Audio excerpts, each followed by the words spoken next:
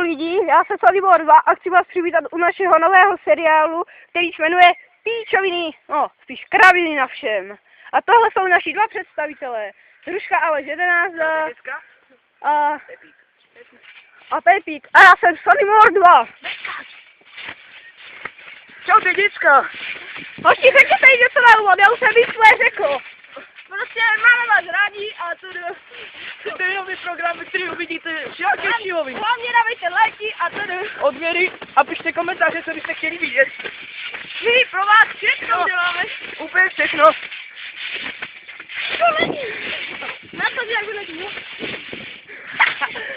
Píča musí znovu, já jsem neviděl. Teďka vyleď, trampošky, kurva. Můžete rozkášat?